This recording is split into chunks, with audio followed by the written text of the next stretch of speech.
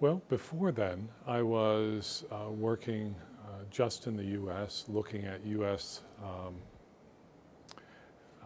Managed care customers. And I had no experience knowing anything about diabetes, and two, knew nothing about foreign. So anything I learned has really come out of that experience.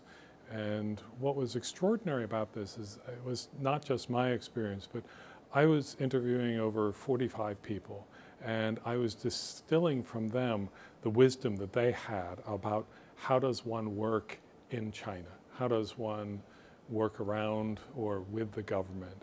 How does one, at what level?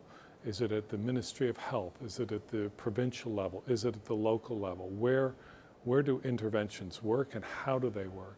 It really gave one the sense of how does one, you really have to know, one, what level you're working at and what are the needs and the issues at that level. So part of it is, in part, what I've learned over 25 years of doing market research with large customers is understanding their needs. So it's such a cultural difference that I first had to get an understanding of China as a culture before then understanding how they were doing things, or how does one work in order to make an intervention that actually changes things. So whether that's global or whatever, it really is getting a knowledge of what are the needs of the others and how does one work toward fulfilling those needs.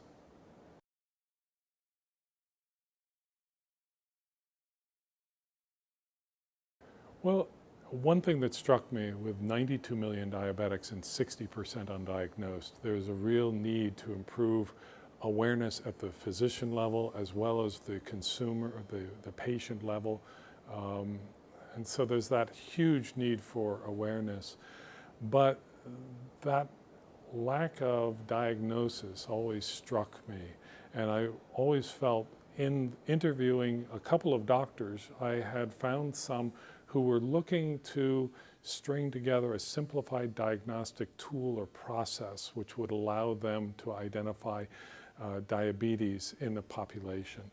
I would really think what we need to do is to test some of those, both in a rural setting as well as in an urban setting, in order to find out what works. And then once we have what works, link them together with an NGO like PATH, who are looking at diagnostic tools in a low resource setting, and get the funding to test these simplified diagnostic tools, bring them together first. And that's where GBCHealth really has that capability of pulling together a diabetes conference, which they're going to be doing in China in October, and bring some of these parties together who can then measure what really works and what doesn't.